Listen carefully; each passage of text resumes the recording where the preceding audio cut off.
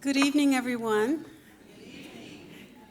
I am Carolyn Denard, Board Chair of the Toni Morrison Society, and on behalf of the Society and the Auburn Avenue Library, I am delighted to welcome you this evening to this event, a conversation between Atlanta's own acclaimed novelist Tayari Jones and Dana Williams, author of the newly released and thoroughly researched book that chronicles Toni Morrison's career as an editor at Random House. The publication of this book has created quite a buzz and lots of excitement, not unlike what we had become accustomed to when Toni Morrison published a new novel. But this is not a novel. This is a chronicle of Toni Morrison, of part of Toni Morrison's career that a lot of people don't know about. And as her career as a senior editor at a major publishing company, Random House in New York. And true to form, as Dana's book so brilliantly points out, Morrison was as smart, as creative, and as for the people as an editor as she was as a novelist. This is a book that includes biography, history, the rough and tumble, the love and joy of editing at a major publishing house, and it captures Morrison's voice beautifully. And it shines a brilliant light on her courage, her commitment to excellence in Black life, and the pure genius of Toni Morrison as an editor. So we are in for a treat tonight as we learn more about the writing of this book and about Morrison's career. This program would not be possible without some very special people whom I would like to recognize and ask to give their own words of welcome. First, there's Ms. Vicki Bean, who is the division manager of the Auburn Research Library and who is responsible for securing this beautiful space for us and making sure that the Auburn Avenue Library's calendar of events included this conversation with Dana and Tayari. Ms. Bean, I would like to ask you now to give your welcome to the audience.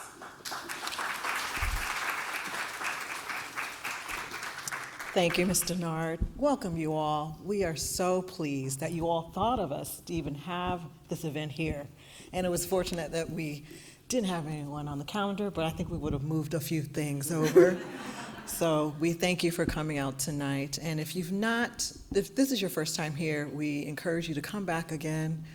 We still have some cards for our 30th anniversary celebration that was designed by Charlie Palmer. So if you would like cards, come back during the day and get you a card from the library to celebrate. So thank you, and we look forward to hearing both our Ms. Dana A. Williams and Tayari Jones tonight. Thank you. Thank you. Mm-hmm. I would also like to introduce Elise Lee from 44th and 3rd Bookstore, who is our bookseller on site tonight for this event. She would like to welcome you and to tell you a little bit more about 44th and 3rd.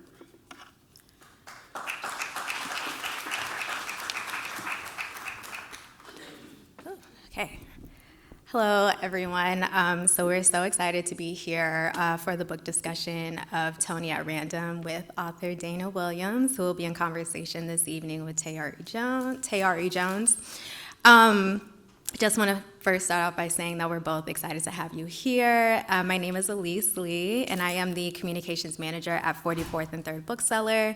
For those of you who might not know, 44th and 3rd is a Black bookstore located in the West End area of Atlanta, where we specialize in curating and selling books by authors within the Black diaspora. So I just wanted to quickly share that I especially have a special connection with Dr. Williams because she was actually my dean in the English department while I attended Howard University. So I graduated. So I graduated in 2017 with my degree in English, and quickly after that started working with my father to get 44th and 3rd Bookseller off the ground. Due to my education at Howard and the amazing programming and curriculum led by Dr. Williams, I led in creating the initial inventory for our store. So even though Dr. Williams didn't know or doesn't know, she's finding out today, she had a large role in the success of our store without even knowing. So I just want to personally thank you for your impact and leadership at Howard, and just emphasize how much that you've truly shaped the minds of so many students, both past and present. Thank you. Thank you, Elise. Thank you. Thank you, Elise. So, for our conversation tonight, I'm honored now to introduce the author of our featured book, Dr. Dana Williams, who, in addition to a Morrison Scholar of the First Order, she is also Dean of the Graduate School at Howard University and former president of both the Modern Language Association and the College Language Association. She is also vice chair of the board of the Toni Morrison Society. And for all you Grambling Tigers out there and sorors of Alpha Kappa Alpha sorority, I also want to say that she received her undergraduate degree at Grambling, her PhD at Howard, and she is indeed a member of Alpha Kappa Alpha sorority. Joining Dana tonight is Tayari Jones, our beloved Atlanta native, Spelman alum, an acclaimed novelist in her own right, having published 4 novels, Leaving Atlanta, The Untelling, Silver Sparrow, and American Marriage, for which she won the Women's Prize for Fiction and an Oprah Book Club selection. She is also on the creative writing faculty at Emory University. As a novelist, still in the thick of writing and publishing, Tayari knows about editing from the other side of the chair, what another editor does at the publishing house, and how an editor helps writers do their best work. So she's the perfect person to engage Dana Williams in conversation about Toni at Random, the story of Morrison's legendary editorship at Random House Publishing. Please join me as I welcome to the stage author Dana Williams and novelist Tayari Jones.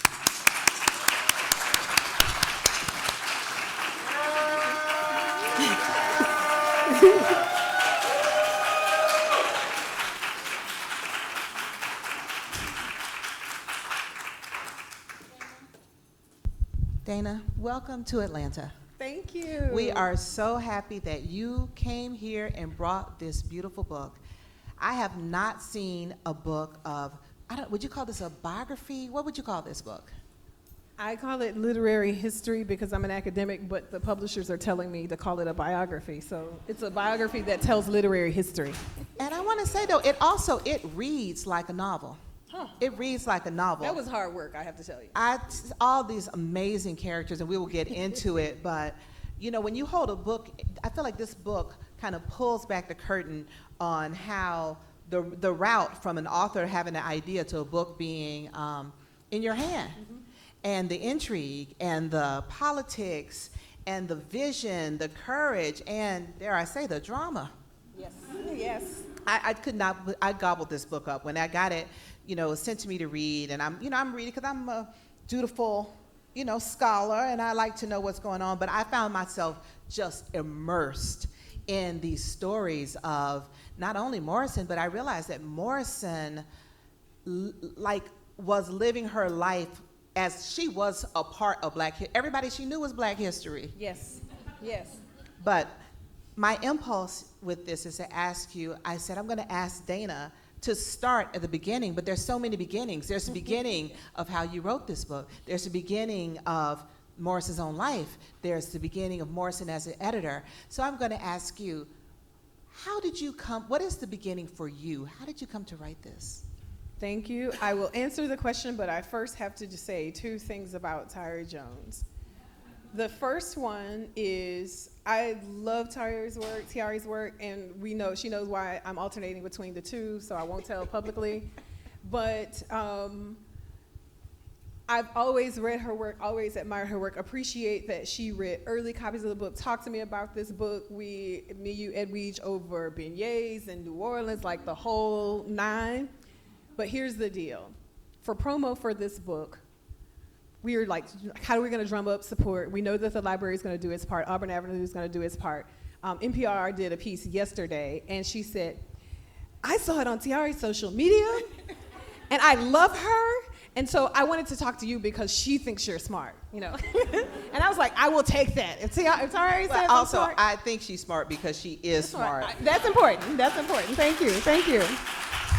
So I appreciate the shout out that probably gave a few more people awareness around the book. The second thing is, you probably remember we talked a lot about the title. And I was trying to, I had this really long title, and she had already told me that long title wasn't going to work, and I was like, what ifs? And then I told Ms. Morrison what the title was. She's like, too long. And I was like, fine, y'all got something in common. So there you go. I'll take that. Yes. But you do need a title that you can tell somebody the title right quick. Yes, it was like the house that Toni built at random. She's like, no.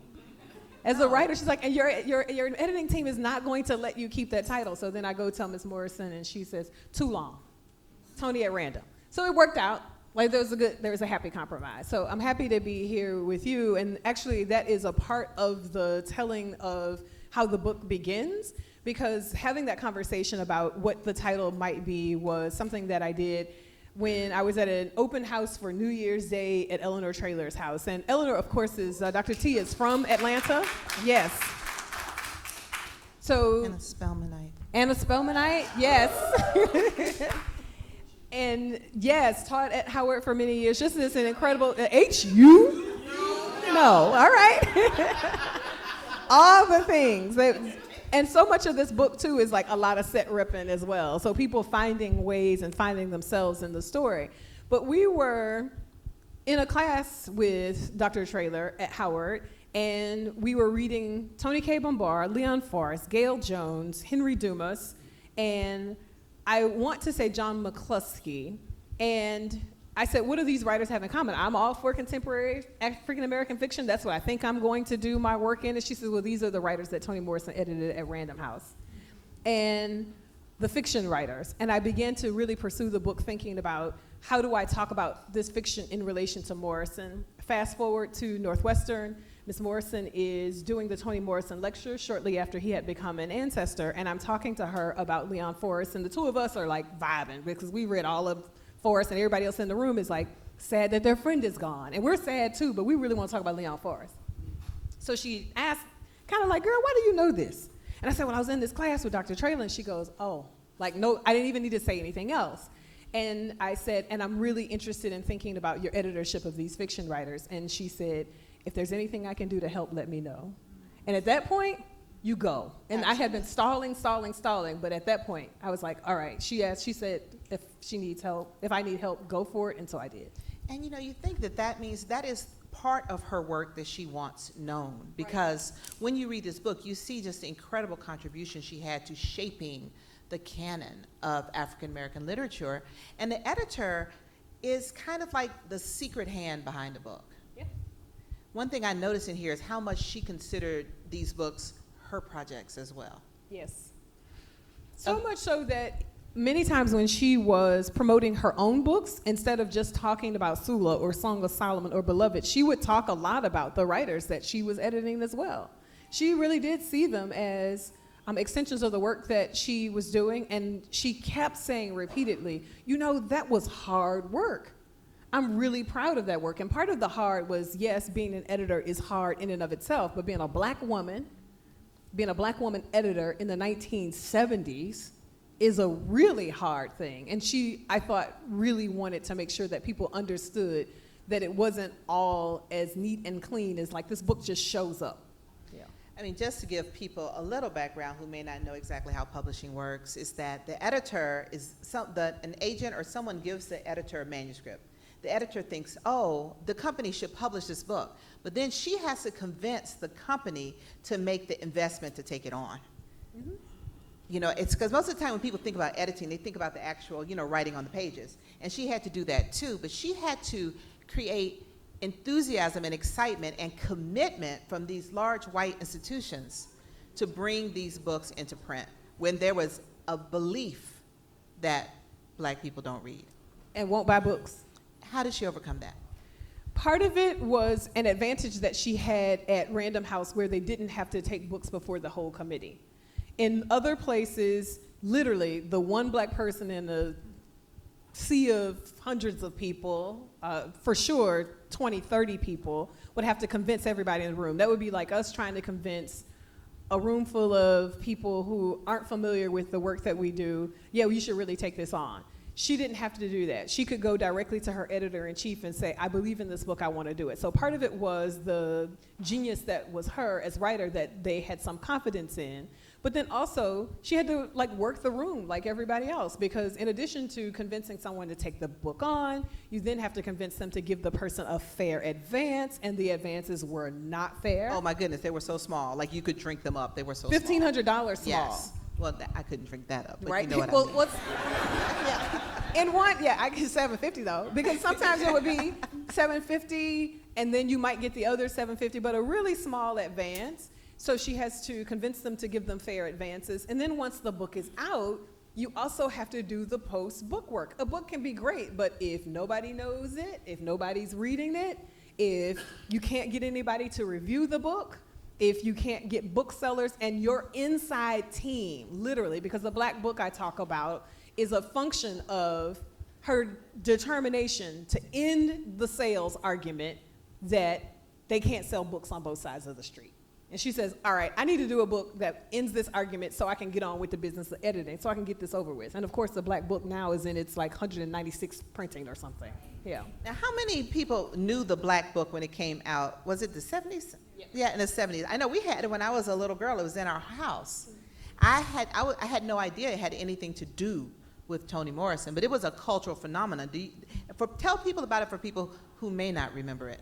So there was a trend in publishing in the same way that we think about coffee table books now, that there was really in every culture some level of book that tried to chronicle what black life or what life was at that time. There was not such a thing for the black book or for black people and black culture. Look at that. So Look at this that. this is why you in Atlanta. That's right. Now, if you are Yes. a Gen X person, this might suddenly catapult you back to your childhood. That's right. It was like the whole black encyclopedia in one book. Yes, and the fact that it's in hard copy. I love digital. I read some things on Kindle, but the hard copy and you bringing it with you, that's old school. That's old school culture And right it, there. and it wasn't like a respectability tour. It was like there were some really difficult things. I remember when I was a little girl, there's a picture in here of a lynching. Yeah. And I remember I was little, and I was like, oh my, what am I, 7? Mm-hmm. And I'll always remember that. It felt like she wanted an unflinching chronicle Yes. of what has happened to us in this country. And I think that's precisely it. It didn't have to be all good, because a big part of her challenge with the way that black culture was being curated was the good could come out, but if it wasn't positive, if it wasn't something that we wanted to think about, the kind of classic, well, who wants another movie on slavery, that kind of thing. She's like, no, we have to have the full level of conversations.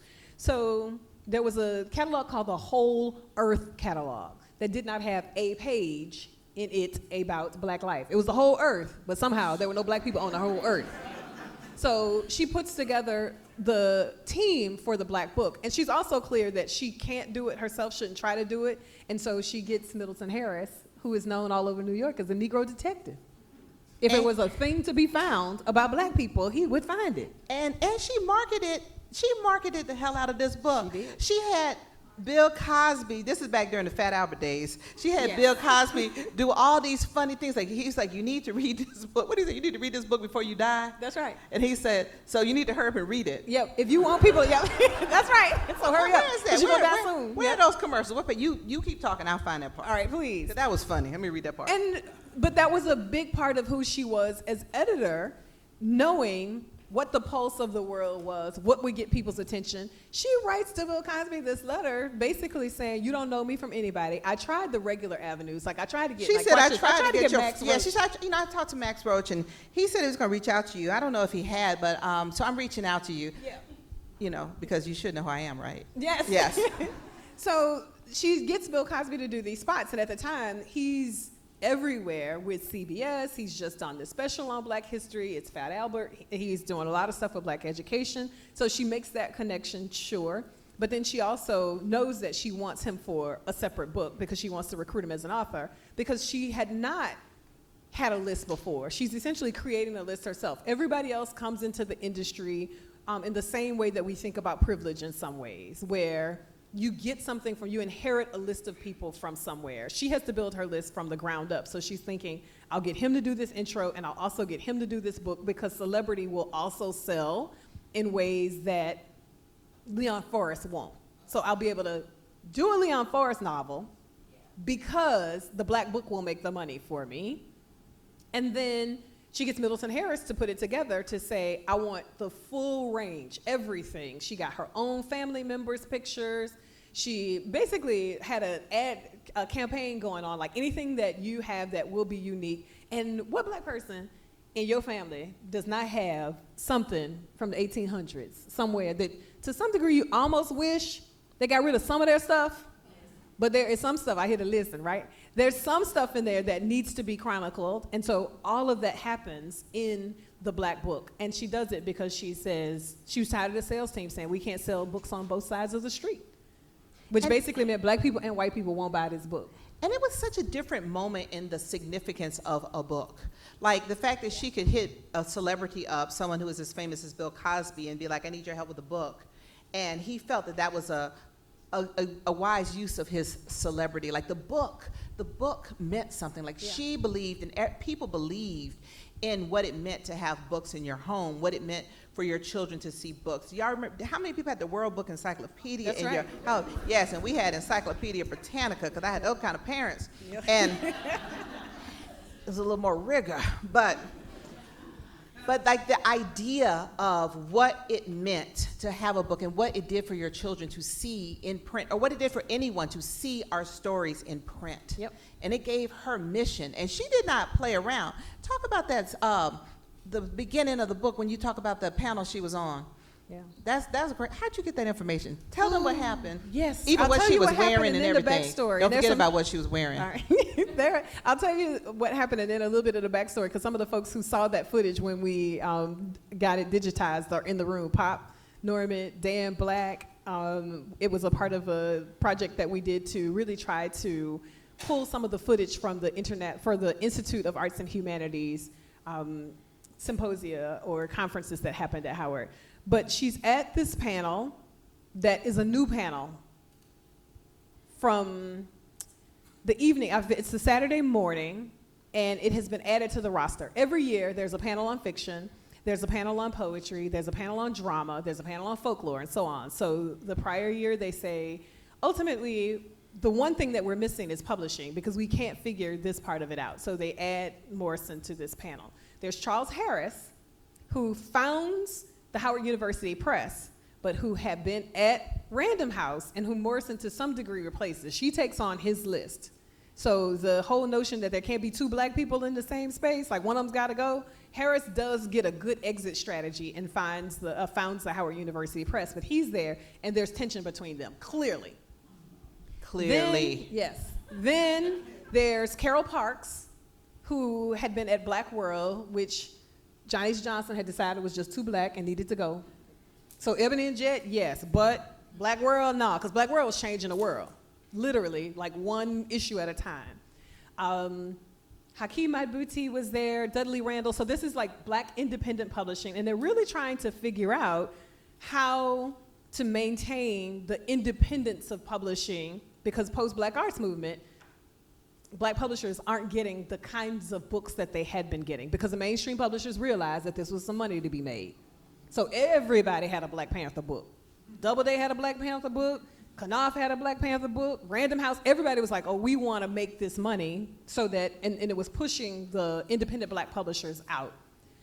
They're on the panel, and of course Morrison's on the side of the mainstream publisher. But she's at Howard. It's home. She's a black woman. She's written The Bluest Side. They admire her, and the room is tense. It's the room almost set up a lot like this one. People like standing room side to side. And Carol Parks, with whom she's had an argument about Henry Dumas, because these are like side stories. I'm coming to the point in a minute. So you get review copies. They sent review copies of Dumas's books to Black World to review. It's a paperback instead of a hardback. Carol Parks says, oh, so now y'all can't send us hardbacks? And Toni Morrison's like, I'm just trying to get this thing, like, what in the world is going on? It's like, and Carol's like, and you say you discovered Henry Dumas? You neglected to say that Henry Dumas had published in Black World first. So there's this tension going on. Carol goes to do the introduction of Morrison, and she's so nervous that she messes up the date. She You says, would be nervous. If Toni Morrison was mad at you, you'd be nervous. I had those moments, yes. So she messes up the dates, and she juxtaposes them. And everybody in the room is like snickering, and there's like murmuring going on, and it's like, what? And Carol is looking like, what's going on? What's going on? And finally, Morrison just blurts out, you got the dates wrong, Carol. And all of the air comes out of the room, and everybody's like relaxed, finally. So almost as big as if because Morrison made that decision, like, all right, I'm gonna break this ice here. And ultimately, she gives her remarks, and she says, basically, I got 2 papers that I wanted to give, and I couldn't decide which one I was gonna give, so I'm gonna give both. One is about the backstory about publishing and what's necessary, and the other one is our responsibility. And so she leaves that space saying, listen, Black publishing can survive if we buy the books. Yes, and she said, harass your bookstore owner. If they don't That's have right. a Black book, if they don't want to order just one book, harass them. Because Tell them to go back and get it. she said that's their That's their job. job. They're book sellers, Yes. so their job is to sell books. That's right. And there was that great moment. Also, you forgot to talk about that blue suit she had on, but that's okay. All right. We're going to be high-minded here, but it's in the book.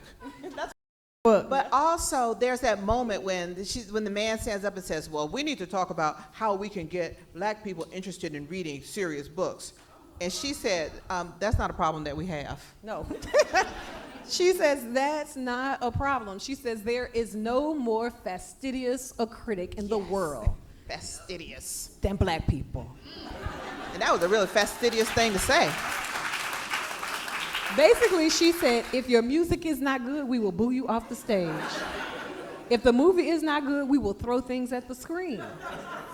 If you do not get your Easter speech right, we will That's say, true. that's all right, but That's you all better not right, do it baby. again. That's all right. I know, we look at your And mama. judge your mama. And we look at your mama crazy like, Then she says, while there might not be many stores that are stocking Black books, and while there may not be many Black bookstores, while there may not be many places where editors can get reviews for their books, while there may not be many places on television, radio, and so on that will give us the opportunity to distribute or publicize our books, there is one thing, and there's always been that one thing. That's us. We all we got. I mean, Morrison is so infinitely quotable in this book. I love the letters that were discovered, the correspondence between her and her editor. Which one of her authors was that who was saying he didn't trust her? George Land. Where's that part? And she's like, I think you need to stop that. Yeah. And the other thing, too, is he shows up in her office. And these, again, are the things that I think she wanted told, but that editors are telling me now, like, I feel so seen. Because you don't think about a person coming to your office, showing up, insisting to be seen and insisting that their way is the right way. And she writes to him. She gets him out of the office, but then she writes to him and says, listen, I can't be strong-armed. Yes. It generally makes me difficult, you know. Like it was a very polite shade, and I don't show up to your office to do that. And if there is no trust between the author and the editor, then this won't work, because who wants to do all of this work if we're not really trying to sell the book? And there were a number of instances like that where she has to have a kind of come to Jesus moment with the writers, and often would say, all right, now that our author-editor relationship has been duly baptized, we can get on with the business of editing this book.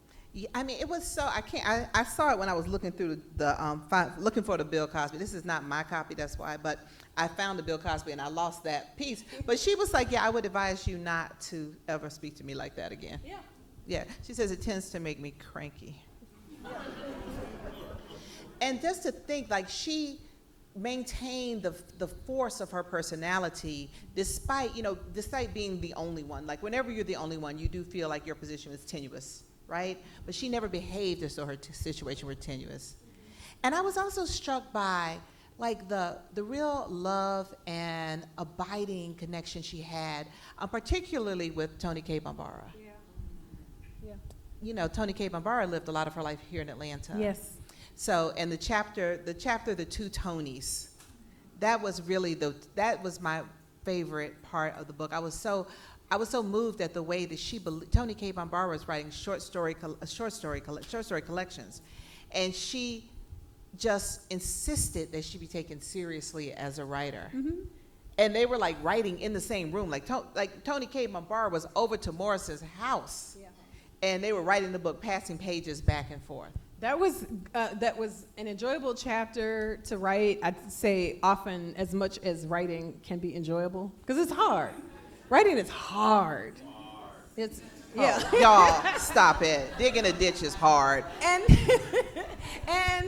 making it look easy, as Zorla Hurston, says, is the thing, right? And Morrison too, when she says the seams aren't supposed to show. This thing's supposed to look like it's just been stitched up together all along. But I enjoyed writing the chapter because Toni K. Bambara was coming alive for me in ways that I hadn't experienced with any of the other writers. But then there got to be the point where the correspondence stops, and I talked to Ms. Morrison, and I'm like, wait, like, no, what happened? And she said, she came to stay with me. So there are no letters. There are no letters, because they're just talking. So at this point, so she would say, I would give her the pages, because I'm really looking for, like, the correspondence and the manuscript, like, what's happening, where are the changes happening. She'd say, as quickly as I would explain something to her, I didn't even have to write it down. She said I would grunt. She's like, I'll go, and then Bambara would say, got it. Run upstairs, make the changes, run back down and say, is this it? And she's like, and I'm sitting here trying to figure out, what am I going to cook for dinner? Like, I'm just ambling in the world, and Bambara's made the change already. She got it, And so the work was really a collaboration. And then she worked on Bambara's last book posthumously. So that was the gesture of love, I think, to her friend. Yeah. Because the last book was about Atlanta. It was about the Atlanta child murders, and it's called Those Bones Are Not My Child. Yeah. And she couldn't find the first page? Yeah. Like she had to stitch together her friend's book from what was left behind. Yeah, and it was so unclear what was supposed to be the beginning, where certain things were supposed to be. There were multiple drafts, and that was a beautiful kind of moment too when she said, what do you want me to do with this book? She's talking to Toni K. Bambara like out loud, even though Toni K. Bambara is an ancestor, and she says, and just like that, the beginning shows up, and it's clear where it's supposed to be. I was also really a kind of talisman, if you will, for me, because there were times when she was like very delightful, Miss Morrison that is, and she was like completely rearing to go, and she'd have books in the stack ready for me, like, let me show you this and let me show you that. And then there were other times when she was basically like, why, like, can this hurry up, like, what's going on? And the thing that I could do to get her unstuck if I felt like she ain't listening to me is to say, all right, let's talk about Toni K. Bambara, and then it would be like, okay. So I also just knew the extent of her relationship with Bambara was so genuine and so real that it just made her happy. Yeah, and how personal it is to edit a book and to shape literature in that way. Yeah. Now, I wanted you to read a little bit from the book, because I don't want to forget, because I made a note to myself. Make sure I have Dana read, because I want you all to hear just how beautiful this book is and how readable. Because sometimes I think when we have something tethered to a historical figure, especially a figure of such a gravitas as Morrison, that we can lose sight of just the delight of this work. So would you please read for us? Thank you. Yes. This chapter is the extraordinariness of ordinary Black womanhood, and that's basically something that Morrison told Lucille Clifton. Because Lucille Clifton was trying to figure out what to name a volume of poetry, and it was going to be An Ordinary Woman. And they talked a lot about whether or not there was such a thing. And she's like, every Black woman is extraordinary. We try. Yeah. Dear Barbara, and this is Morrison writing to Barbara Chase Rabeau, I astounded myself by getting some overwhelming support for your book at the sales presentation yesterday. I went in hoping for a 1,500 print run, and well, I was brilliant. Now I have a very severe problem, how to get all those thousands to actually buy your book. If it comes back after we advance it, I will slit my throat. Morrison's boldness in convincing Random House to print 5,000 copies of Barbara Chase Rabeau's From Memphis and Peking was a sign of her growing influence as an editor at Random House. While the firm maintained elements of publishing culture that claimed to use literary merit as its core guide for decision-making about which books to publish, Random House was not at all interested in publishing books that caused them to lose money. Even a book that was a critical success and thereby likely to burnish the firm's reputation needed at minimum to earn out. Poetry collections created an especial challenge in this regard. Pitches by editors to acquire a debut collection by an unknown author exasperated sales teams, and yet Morrison prevailed upon her colleagues to trust her instincts that she could sell thousands of copies of a book of poems by a well-known sculptor who was conversely completely unknown as a Black woman poet. The fact that Morrison's second novel, Sula, was set for wide release in a few days no doubt emboldened her. Based on early reviews of the novel, it would be a critical success, affirming her position as a first-rate writer. Whatever clout she achieved as a novelist could only accrue to her benefit as an editor. So in other words, she used her platform, what Yes. we call a platform now. Yep. But I would say that she spread her success around. Yes. Now, one thing you mentioned, critical success. The reviewers figure so prominently what the reviews were. I think that's also a way the literary community has changed. Like, your average person doesn't know who the reviewers are for the New York Times. And I wanted to ask you about the New York Times reviewer. Many times in this book, you mentioned the great reviewer, Anatole Broyard. Yes. I feel like his reviews, the New York Times reviews, were used as shorthand for like what the establishment had to say about these books. And you know, there's this tension with Morrison in trying to promote these books, sell these books to Black people, reach Black readers, but also a tension between the way the establishment would respond. And we say establishment is usually implied, you know, white establishment. Now, Dana, about 15 or so years ago, right, about 15 years ago, a little quirky detail came out about Anatole Broyard. He's the most significant, he was the biggest, the dean of American letters, the dean of book reviewing at the Times, but it was discovered right after he died, he was passing. So that it was a Black reviewer. Yes. So what do we do with that? So is he the New York Times or is he a Black person? Or is the New York Times a Black person? Yeah. I had to take a nap. Yeah. I'm telling you, there are so many rabbit holes I wanted to go down in this book. The Anatole Broyard was one. Yes. That I actually went down. And just so you have some context, if you're in the archives, and I'm at Columbia in the summer, I'm like, at the time, chairing the Department of English, so I got a full-time day job. I ain't on nobody's sabbatical. I'm working. I'm like trying to teach Black kids. I'm trying to get us free, right? Right. So I'm like, let's go. So I don't have time for rabbit holes. I gotta stay focused. I gotta like look at these boxes.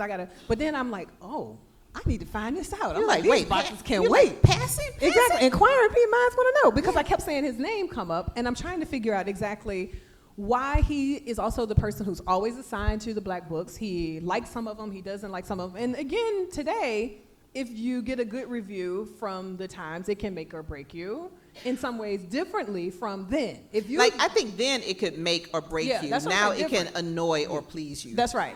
That's right. That was the point I was trying to make clumsily, in the sense that then that review made the difference between whether or not a bookstore was going to pick your book up and put it in the window or make sure that somebody got copies of it or not. So I'm trying to figure out who this person is. And he, interestingly enough, really admires Toni K. Bambara and says he was tired of these books telling him that he was an old fogey, racist reader who didn't know how to understand and blah, blah, blah. He says, and when I finished reading Toni K. Bambara, I realized, well, gosh, I am. Except he wasn't. No, right? He full well, he is an actual Black person. Yeah. So it does speak to a number of different things. The passing trope, obviously, in addition to... Like, he was Black all the way until he was an adult. Like, he was a fully functioning Black person who changed his mind. Yes. Yep. because he could, and then wielded a certain level of influence, which I think Morrison was aware of in terms of thinking about how people received books by Black authors. And it was a pushback against the respectability politics, because there's nothing particularly respectable about Gail Jones's Corregidor or Eva's Man. Oh my goodness, no. Yeah. So I mean, Eva's Man? yeah, and just so people We are can't even thinking talk. about I don't Gail know if Jones. we can even talk about it. Can we Well, talk I about think it? I'll About what try. happened? Okay, Well, you do it. with Corregidor especially, where there is the Corregidor name is a Brazilian slaveholder who is essentially making all of the women that he sleep with are people in his family, and he's making generations with them, and the women are insisting that they continue to tell that story, that they continue to bear children so that they can tell the story. So that's complicated. That's not even Beloved coming back to life. And No. then Eva's Man is pre-Lorena Bobbitt, is how I'll say it. Yes.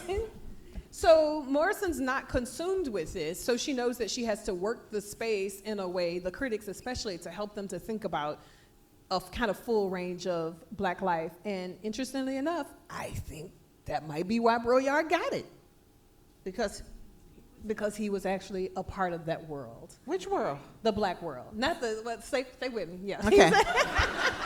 He wasn't in the Gail Jones world, no. No. But I think it was a part of his ability to move between the spaces and to negotiate that quietly before he decides to have his brief tell-all moment. Just tells us something about the establishment. So do you think that Broyard was like kind of working undercover for the benefit of Black literature?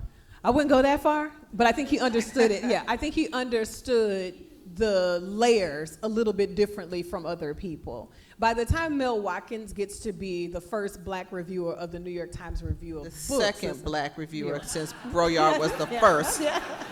yes. You have to do that thing where they say the first known. Known, yes. By the time that happens, Morrison has a completely different relationship with the Times, especially Mel Watkins. The example that comes to mind most immediately, Ivan Van Sertima writes this book, They Came Before Columbus, making the argument that Black people were here before Columbus, right?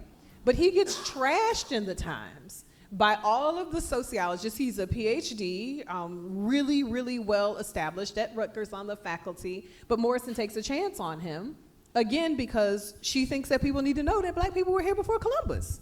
Publishes the book. It's has like multiple reviews, and she calls Mel Watkins and says, listen, I want a response to that review in the Times, and I want the whole thing printed. And so Mel Watkins makes sure yes, that ma'am. there's a yes, and makes sure that Ivan Van Sertima gets a hearing to be able to respond to the critics, the white critics, of course, who are saying that this is absurd. And the headlines were like, bad news for Columbus. Yeah, and you can see Morrison's, she's having to navigate all of this, because every bit of hate mail that they got at the firm, whether it was about Angela Davis or Muhammad Ali or Ivan Van Sertima, every bit of hate mail, it went directly to where it's supposed to go, and then it was like, here, you respond to this.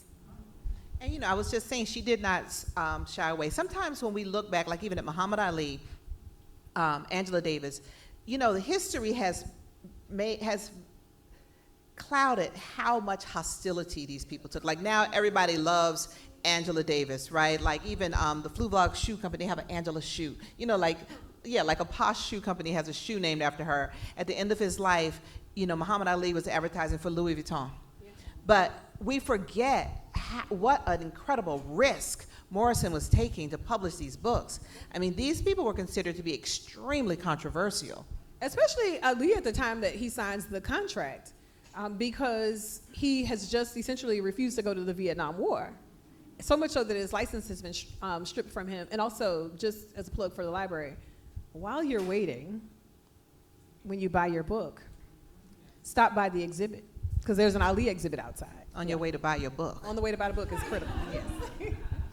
And so when Morrison would use her name and imprimatur behind Angela Davis, behind Muhammad Ali, I mean, we look at Morrison herself also. This, we have seen the whole trajectory of her career, right? We've seen her glorious work as an editor, her moment in Stockholm with the Nobel Prize, the highest award in the world. However, she could, at any one of these junctions, she could have lost it all. Like she put it on the line. I feel like sometimes when we talk about people taking risks, we almost make it seem like if you take a risk, you'll be rewarded. Almost like it's a mind game, like there's nothing to fear but fear itself. But no, there were real things for her to fear, and she faced those fears, and she took those chances.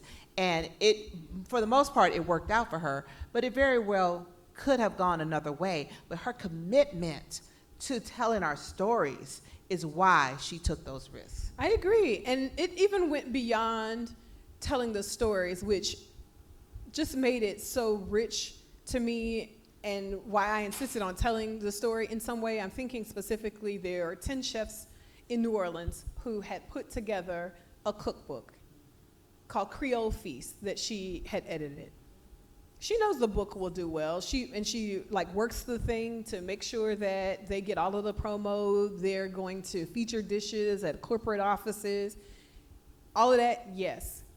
But when she goes to the accounting department and says, give them their royalties in advance, because getting their money this week versus when the quarterly statement is due is the difference between whether or not they'll get Social Security.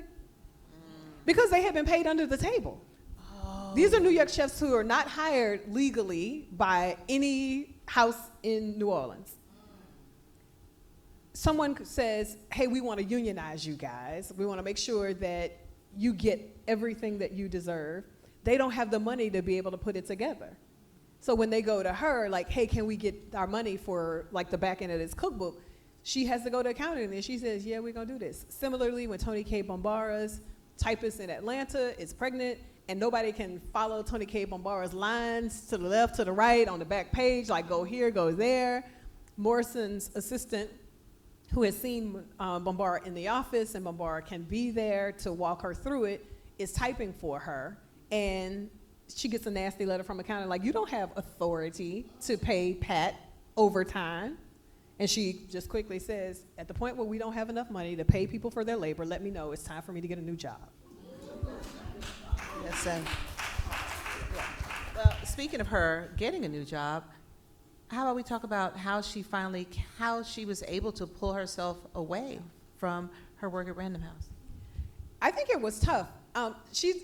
We talked about it just in terms of like a joke around how to spend money. Like, even though you have money, you still like forget that you have money to some degree. So she's like, I grew up as a child of the Depression. I never thought I had enough money. So when they tell her, you have enough money, you can make money as a writer, she's like, oh yeah, a writer? Like, that's a job, that's good, I enjoy doing that, but I still need enough money to be able to, like, I want a steady check. I want to know that this is coming like all the time.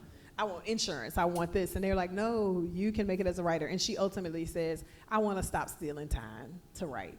I want to stop writing in the back of cars. I want to stop writing like on the train. Because there were points when Morrison had 3 jobs, where she was teaching, she was editing, and she was writing. And she was mothering. That's 2 kids, single mom. Yep.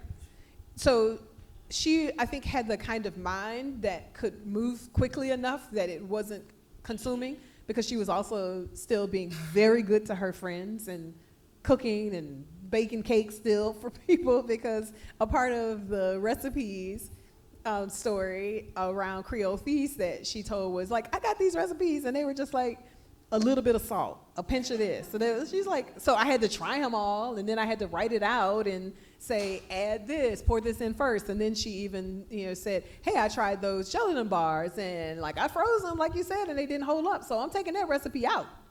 So while she's editing, while she's writing, while she's teaching, while she's mothering, while she's also like making fruit bars on the side to see whether or not they work, then I think she said, I think I'm confident enough now that I can do this. And I have, interestingly, I think, enough confidence in the new person, because she tells Leon Forrest, for instance, don't worry, Like, I'm gonna finish your book, but then the one after that, there's this really new great editor who Black editor who I think is good, and it turns out to be Earl McDonald, the like famed Random House editor, who I think is still, as far as I know, if he's still working, is still at Random House. Yeah. I mean, it was just, I liked the way she did so many things, but I also think it was a valuable lesson that she did decide you don't have to do everything. Because I do think those Superwoman stories can kind of wear all of us out because it sets an impossible bar. And the fact that she had to cut something loose, she cut loose editing and something that she was good at. Yeah. Like that she prioritized. And I also was moved at the closeness that she had with her children, you know, despite doing all of this as well. Like she figured out she did as many things as possible, but she had a realistic sense of what was possible and what was not. Of all of her, well, we know Toni Cade was the one that she felt the closest to.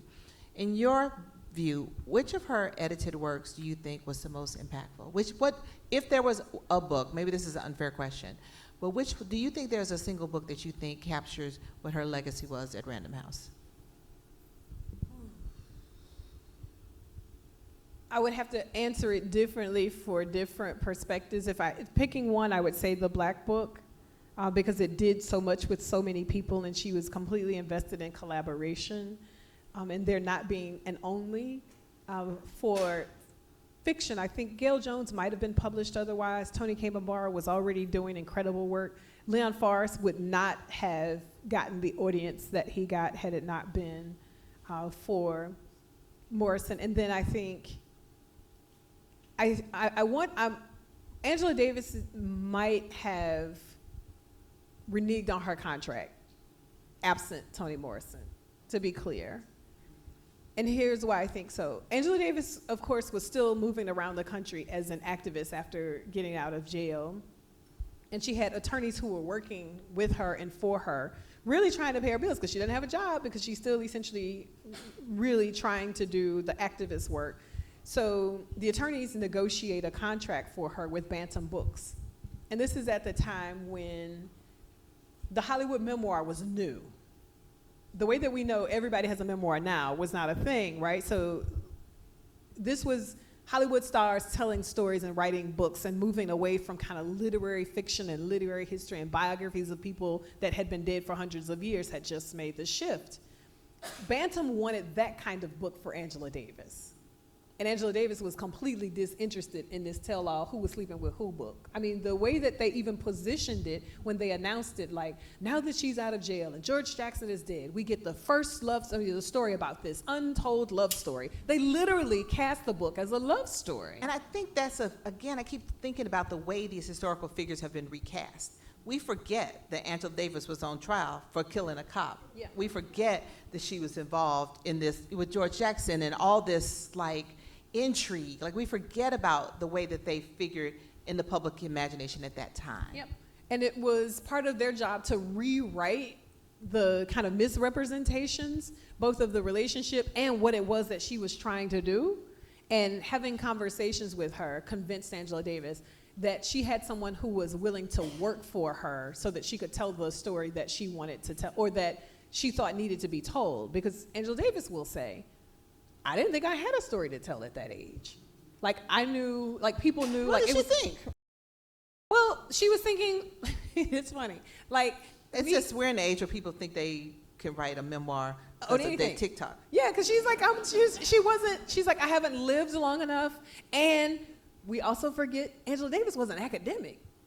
Like, the way that like, the book that she had published before, the essays that she had published before, like, were all related to philosophy. So she's thinking about, like, what Black people's relationship to Marxism should be. Like, she's not thinking about, like, people want to know how I became, like, Angela Davis. And what happened to me when I was in jail, and did I kill that cop or not? Right. Yes. For her, it was like, this has to be a book that furthers the movement. I'm thinking about activism, and I'm thinking about prison abolition and so on. And Morrison said, you can tell that story and this story. Yeah, people want to be like, how do you do your hair? Yeah. Yes. Yeah, and she was she never, just as I think Morrison didn't consider herself to be a celebrity, Davis didn't consider herself to be a celebrity in that way. And I think that to some degree that's still true. I think people can I'm certainly she's aware of who she is, but we were at Martin Luther King Library in DC a couple of years ago for an event.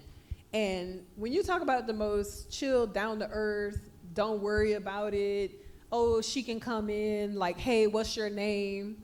And we're all kind of like, you must just trust the universe.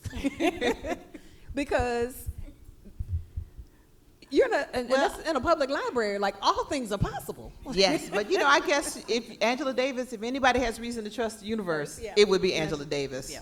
Yeah. Well, I am going to say now it's our turn to open up and trust this room and take some questions, because I promised that I would. We got microphones here, we got a microphone there, so just get right over there to the microphone. And kind of y'all get in line so like in between we don't have to have that time, because I know y'all have lots of questions. I like that stack of books. That's right.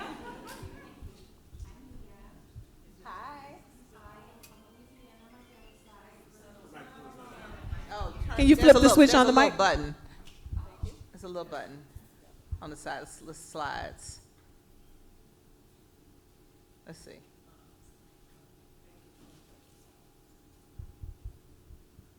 Okay, Dr. Black, you gonna fix this mic? You gonna do tech support? He's like, I got my teaching voice. I bring it with me everywhere I go. Thank you, Stephen. Like Joe. Is it not working? Can we use here? Take mine. I don't have nothing else to say. Oh,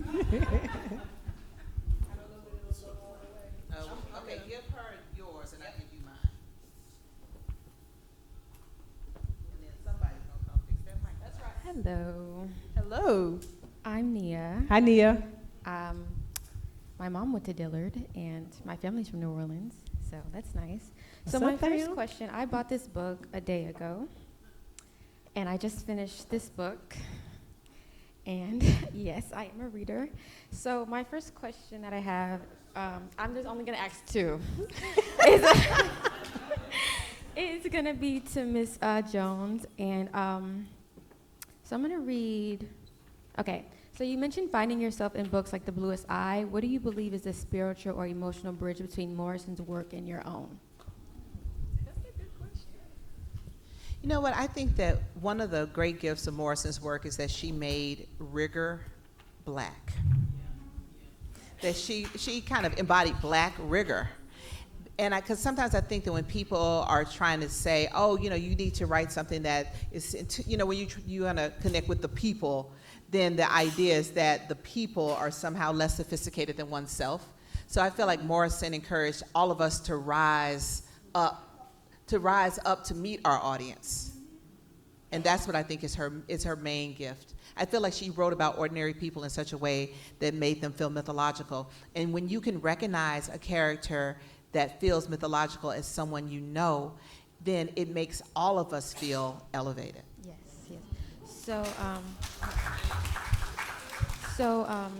Sorry, you just made me think of like a million more.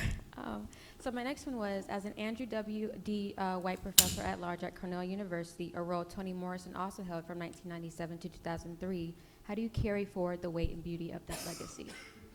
I do think, I was having a conversation with someone about Morrison's influence, and I sometimes say that sometimes you can read Morrison or follow her career, and it doesn't exactly motivate you because you feel like, well, hell, the novel has been done. Yeah. Teaching has been done. The Andrew White Universityship has been done. And you have to realize, I feel like in a weird way, she imbues me with a certain humility that I have the same position that she had, because anything, like I said, anything she's done has been done. And I have to just do my best to do it as me. Like, the bar she set was so high that I had to just learn to be satisfied with being the person that I am. Because, Morrison did all of that. Yes. Thank you. And to Dr. Dana Williams, Nia, can I add one thing to that just before you go? Two quick things. Can I add two quick things to that before you go? Can you hold that Black Women Writers book up? Black Women Writers at Work. That's a really important book. I'll say really quickly, it's not yet been quite 50 years since African American literature as a field of study has really been established and recognized, if you will, in the academy. Black folks been doing African American lit forever and a day.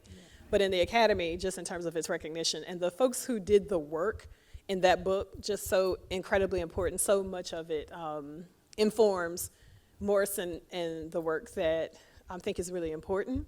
And then the second thing that I will say is following up to what Tayari was saying, which is being your own best self and how you make decisions about what that is, and you have these models that set a standard, and your only job is to make sure that you don't go below that standard. It's not to be the same. You're not trying to be that thing or to write in that way. You're trying to say, that's the mark of excellence, that anything less than that is beneath me. Mm-hmm. Yeah. Amen. Amen. So to you, I was going to say, what do you believe Morrison still dares us to confront in our scholarship, our pedagogy, and the institutions we inhabit? Nia, how old are you? I am 23. I'll be 24 in November. You got like all these good grown-up questions. Yes, thank you. Sagittarius is Scorpio. Yeah. I'm a Scorpio. Interestingly enough, even as you said, 3 different categories, I think the response to some degree is the same. And it kind of bookends what we started talking about. I think part of her message will be, we all we got, and we're more than enough. Yes. So in terms of the next things that we need to do in terms of our scholarship, in terms of our reading, in terms of our writing, in terms of our pedagogy, is an awareness of the work that has been done and seeing ourselves as a part of a lineage. You don't have to make things up, which is why I was so happy to see you picking that book up, because the folks who did Mari Evans, the women who were interviewed in that volume, had to do so much of that work themselves. We get to follow in that lineage and then recognize that the best of us is out there. We have to go get it, reclaim it, and then make it into this kind of contemporary moment. I do think that's the message that she would have for us. And she too had these standards. I remember one of the times she was at Howard at a conference that we had, and Paula Giddings' new book on Ida B. Wells had just come out. It was, it's this 600-700 pages. And again, it was one of those moments when she's like, so how's the book coming? I'm like, yeah, it's okay. Like, I've finished this part and I'm doing this. And the book had multiple iterations. So she saw me through many of those. And she says, have you seen Paula's new book? And I said, yes. She said, now that's a book. I was like, okay. She's like, I'm just trying to be clear. So I think there was this standard of excellence that she had. Like, if you're going to tell the story, tell the story. Mm-hmm. And there's this fine line that you have to keep between telling all the tea, because there's some things that you aren't supposed to tell. Yeah. That I'm very clear. Even the first time I interviewed that I had with her, I said, can I record? And she said, yeah, I won't be as candid, but feel free. So at that point, I decided I'm not going to record because I want her to be fully present and to be there. So, Nia, you got to go. Okay, last one. Can you get back to the end of the line? Yeah. So for both of you. Go on, girl. Go ahead. I'm with Both of you. So, Ms. Tayari, my name, like your name, is Swahili origin. My name means purpose. And so I wanted to ask you guys, Toni Morrison famously said she wrote for black people in the same way Tolstoy wrote for Russians. What does it really mean to write without the white gaze today, especially when success is often tied to market visibility? Yeah. People, when Morrison passed, people very often was like, Toni Morrison did not write for the white gaze.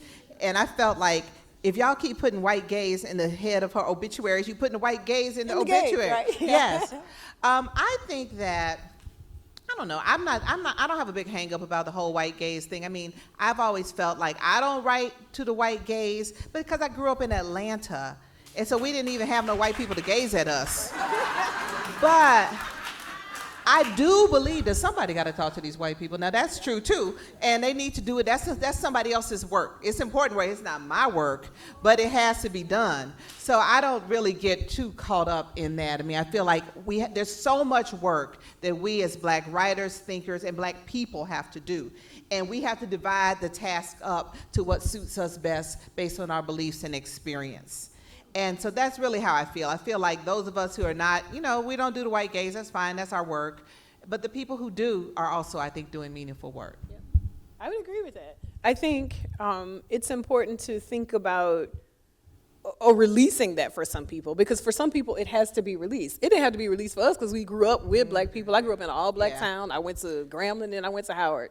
Like Yeah. thick through and through and through and through. Yeah, so it's a whole different thing, but Yeah. I'm very apprehensive about the kind of ways that, in rhetorically, experiences like ours are kind of put in, well, it depends on the room you're in, but they're seen as qualitatively different or than people who have had a different kind of experience. And I think a lot of people grew up in environments where they were the only one, and that's what they're gonna write about. Yeah. And it's a story that needs telling, just not by me. Yeah. Yep. Dr. Bite? I want to thank you ladies for being here. Y'all are awesome. You're amazing. And my question is actually about Leon Forrest, right? I read Forrest, right? And I like Leon Forrest very much. And I wanted to know, Dana, what Dr. Williams, what you think Toni Morrison saw in Forrest that most people miss, and why was Forrest such a hard pill for black people to swallow? Yeah. Thank you. I appreciate the question. For those of you familiar with Leon Forrest, you will recognize some of what I'm saying, like, because I'm looping in like 4 books together, but essentially he was conflating everything and its opposite, to use Stokely Carmichael or Kwame Ture's term. He really described, he said, you know, you got everything and its opposite in the African world at Howard. You got somebody who can pay everybody's tuition. You got somebody who don't know what they're gonna eat tonight. Leon Forrest was that kind of writer. He was, I'm gonna talk about what's happening in the bar, because his mom and his family, he was a barkeep. I'm gonna talk about what's happening in Baptist churches, what's happening in Catholic churches. Like, he was so steeped in black culture, like the full range, and so fully invested in thinking about metaphorical representations of that. That was attractive to Morrison because I think she was really interested in the full range of black life, not just like this particular kind of view. I think she was also interested in the fact that he was a beautiful storyteller. So when I would ask her, like, tell me about like how editing influenced the fiction or the way that you were thinking, and she's like, oh, if I'm trying to get a sermon, I go to Leon Forrest. I ain't gotta go to Faulkner exclusively. I don't have to go to, you know, this place to write a long monologue. I can go to these places. So I think the craft of writing that Leon Forrest paid so much attention to was part of what was attractive to Morrison. And I think it's an interesting story, the way that Forrest comes to Morrison in the first place. So this is, again, back in, as my nephew would say, back in the 1900s. In the 1900s, like, you could pick up the phone and call, and she would answer the phone and say hello. So he calls the number and says, I sent my manuscript to someone at Holt Reinhardt, and he said he liked it but didn't get it, but you might. And she says, okay, the next time you're in New York, stop by, drop off the manuscript, and we can talk. And she saw the kind of depth of thinking and the attention to craft that I think was very attractive to her. I think we would, black readers would be attentive to Forrest. I think it's a marketing problem. I think we just don't know Leon Forrest well enough. Now, I would start with Two Wings to Veil My Face in terms of its readability and the story that it tells, which would resonate with everybody. And everybody got a Sweetie Reed, who was the grandmother of the whole county, and the tension between Forrest County, which is white, Forrest County, which is black, the transplant from Mississippi to Chicago. It's a completely familiar story, like a coming of age, trying to figure out like who I am and how I'm gonna show up in the world. So I think starting with Two Wings to Veil My Face and then kind of backing out. I admit, when I first read There's a Tree More Ancient Than Eden, everybody in the seminar room had stuff spread out everywhere. We were trying to figure out like what's happening in this book. And then after Dr. Traylor explains it to us, we're like, damn, 150 pages and we couldn't get that, and that kind of depth that he was able to get in those pages. And just as a quick side note before we go to the next question, Ralph Ellison blurbed no one. Ralph Ellison wrote 2 pages about Leon Forrest. And so much so that Morrison's attention to that kind of detail, and she understood that it was a coup. She's like, Ralph Ellison, the Dean of Black Letters, who writes endorsements for no one, has given me 2 pages on Leon Forrest. And we will stop the presses and we will put this in the front of the book so that it goes out with a foreword by Ralph Ellison, thinking that that would do it. But Ellison's complicated too, which might be why people didn't buy the book. And he had a complicated relationship with Morrison. Yeah. Yep. Good evening. Good evening. Thank you both for being here.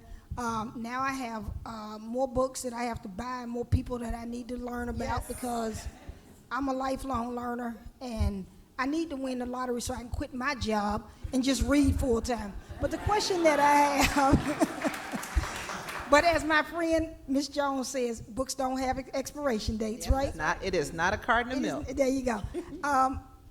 About Toni Morrison herself and her being an editor, is that something that either one of you has considered doing, or have you edited other writers?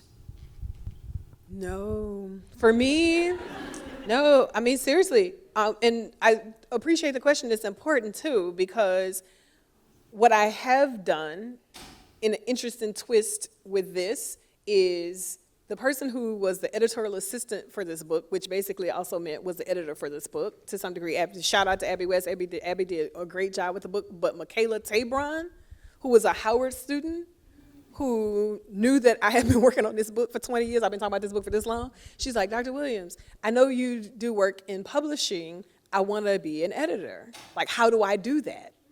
So really telling her how to do it and then connecting her with people to say, hey, I know a bunch of people because I've interviewed a bunch of people who do this. She then, full circle moment, when I'm looking at it, I'm like, Michaela Tabron? Is this my Michaela? And I'm like, this is my Michaela, who is now editor for this book. So I don't want to do it. But I want to make sure, yes. Absolutely. It's so critically important because when I tell you people, like there are people at different houses who are just completely supportive of this book. Bill, my husband was asking me like, now what does this person have to do with, like when we were at 92nd or Center for Fiction, Yadon Israel, who's at Simon & Schuster, like threw a party and brought all of the black people at Simon & Schuster and all of the young black editors. He's like, y'all gonna come in, y'all gonna read this book. We gonna talk about this book like before and we're gonna talk after. And he's like, no, he's at Simon & Schuster. Why is he here? I'm like, because this is about the culture. This ain't about the institution itself. This is that work. So making sure that they get connected is, I think, the role that I see that I should play, not being an editor. That's hard. Ain't nobody hanging up the phone in my face. At least, and not have them call me back, and me call them back, yeah. Because I did actually have somebody hang up the phone in my face, his chair. Who would do that? I give you one guess. Actually, I know who it was. Thank you. Thank you, ladies, for a very interesting discussion. This is for Dr. Williams. Ms. Morrison spoke a lot about the profit and loss statement. So I would like to know, is that still an editor's responsibility, or is that someone else's responsibility? And do editors still use the red pen, or do they use cut, delete, paste? Those are great questions, and I just want to say shout out for the lifelong Toni Morrison Society treasurer. Thank you for your work. I'm so glad to see you. So, yes, she kept that profit and loss statement close to her, in part because she wanted to be able to argue. Like at the point that somebody says, she didn't have to keep it herself. I mean, she didn't have to keep the record of it, but she always knew how much her books were earning. Okay. Because at the point that somebody says no, so they wanted to give Gail Jones a smaller advance for the advance that they gave her for the first book. And she's like, no, how can you do that? To her her editor-in-chief. She had told Gail Jones, you don't need an agent just yet, because everything that an agent would do for you, I am doing for you now, and I'm not taking a cut of what an agent would take. So let me do that. Do not ever believe anyone else that says that to you. Well, this is my little PSA. I would agree. Somebody saying you don't need an agent is like somebody saying you don't need a lawyer. Here's Okay, the deal. I'm out. No. This is it. Because after that second negotiation, when she sees that they're not coming up, she calls Gail Jones immediately and says, you need to get an agent. Because with the first book, contract's done, everything's done. If an agent comes in, an agent's gonna get 10% or whatever the percentage is. But at the point that she realizes, oh, I can't negotiate for you the way that an agent would, particularly a white agent at a White House with some clout. So she went off to the side and said, listen, you need to get an agent, and this is who I think you should get, because they're gonna up this ante based on this. So I would agree, you always need to make sure that somebody's taking care of it. But they were still trying to give her a less amount of money, and so she's like, listen, I'm looking at this statement, I know how much money I have brought in. So I think keeping that in mind, sadly for editors, is still important, because on the one hand, you don't want your list to be based on what will sell, because you get bad books when you're more invested in what will sell than a good book. But knowing that you have at least one book on the list that is very profitable, I think is really important. But don't you think Morrison, though, kind of took that as an inverse? Instead of saying, if you're interested in what will sell, you'll take bad books. I feel like Morrison was saying, I'm going to take these good books and make them sell. Yeah, I would agree. That's just not happening now. Because I feel like when we talk about what sells, we forget that every book that is, well, most books that are sold are also read. So I don't think we would say, they're so concerned with what's going to be read. You would say, well, of course you are. Mm-hmm. And so I think that sometimes I think we can lose that connection between what's sold and what's read. Yep. Hello, everyone. My name is Carla Gomez. I am a master's student here at at Georgia State in the English department, and I'm doing my master's thesis on Toni Morrison novels in the home stretch. So I first have a plug. If you do not have Dr. Black's The Coming or A Perfect Peace, get them and read them. You will be happy that you did. Yes. My second is a comment, and that's for you, Tayari. I'm from Atlanta, and when You're Leaving Atlanta came out, my sister and I were very excited about it, but I was very nervous to read it. And so I wanted to say, as far as kind of comment on what Nia was saying about the gaze, your book, to me, was for my gaze as an Atlanta person that grew up during the child murders. So there are so many different gazes that I don't think we have to really think about necessarily the white gaze all the time. And then lastly, what would you both say about pathways into publishing? You may have talked about it a little bit. Pathways into publishing for people of color. A lot of the companies, they have statements on their site about diversity, this and that, but you don't necessarily see us in any of their, their internships and their fellowships and things like that. So what would you guys say about that? Well, first, I appreciate your kind words about my first book. I grew up in Atlanta during the Atlanta child murders, and I realized that nothing had been written about what it was like for those of us who were growing up at that time. Even Toni Cade Bambara's book is about the parents, because people regard this child murders is actually almost like something that happens to parents, because people don't really acknowledge children as full witnesses of history.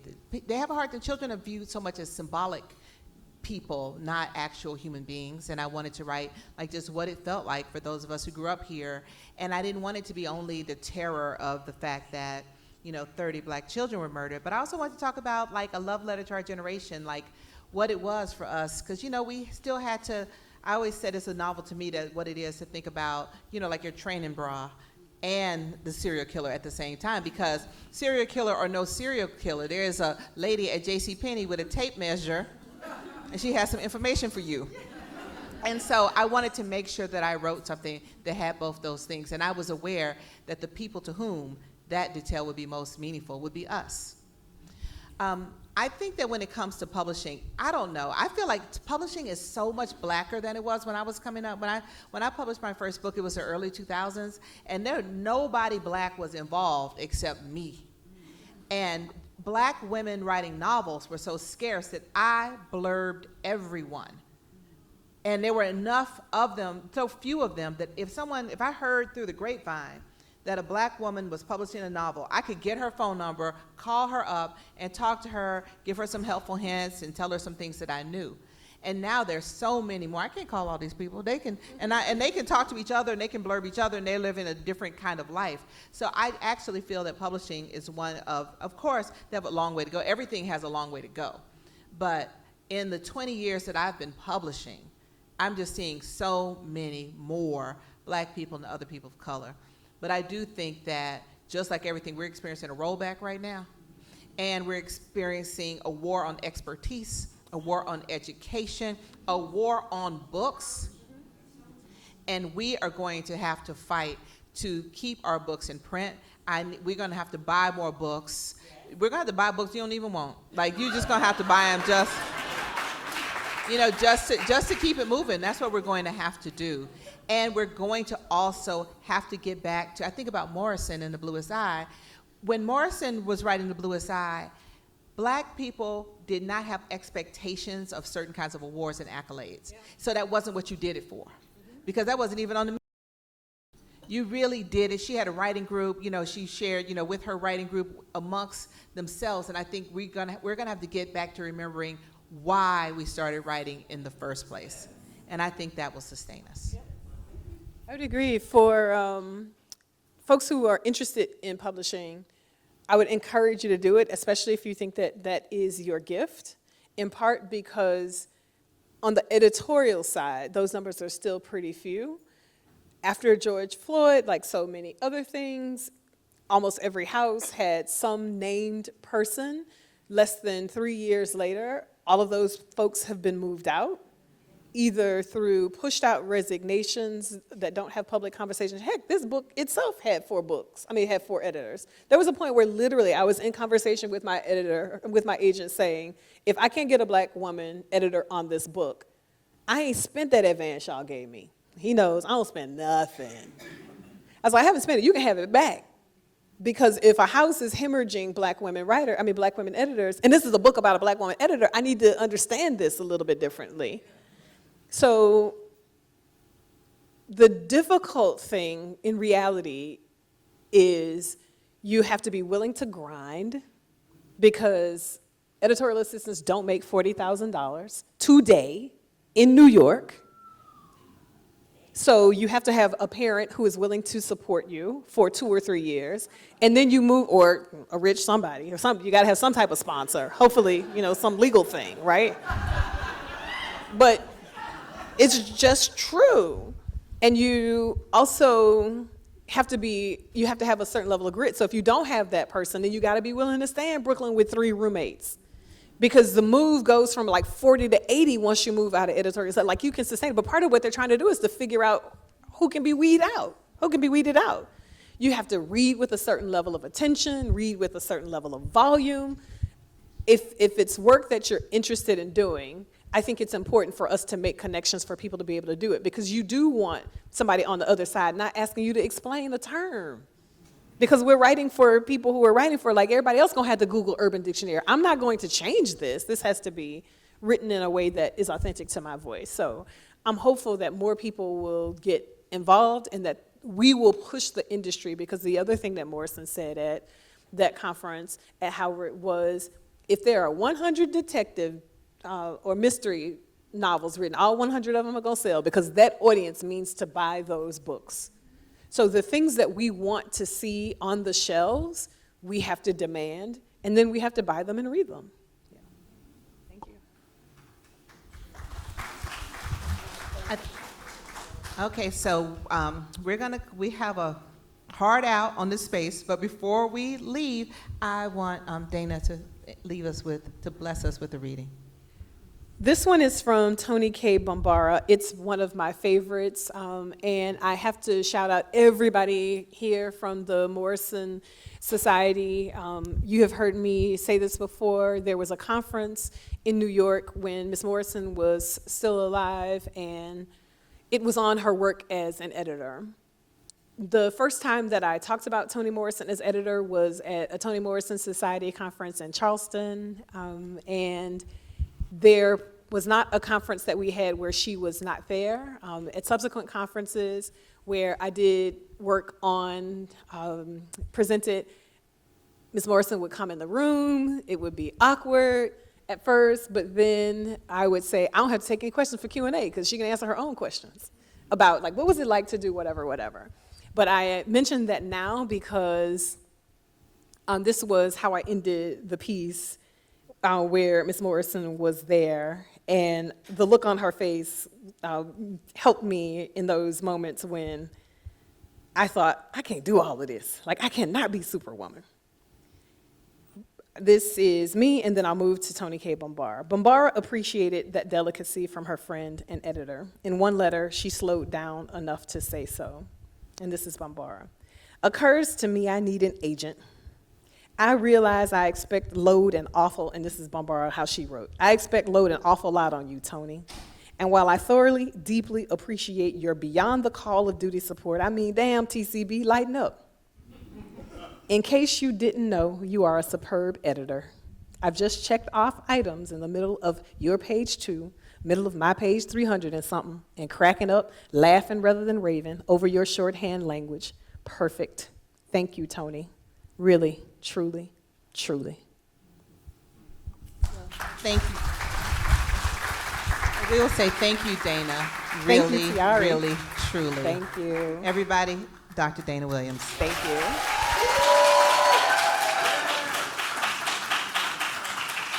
Everybody, Tayari Jones.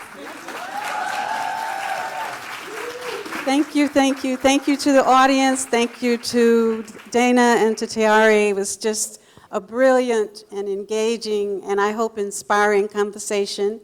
One of the things that I want to say before you leave is that we've talked about Morrison and we've talked about Tayari, and one of the things I want to say is this is an absolutely well-written book.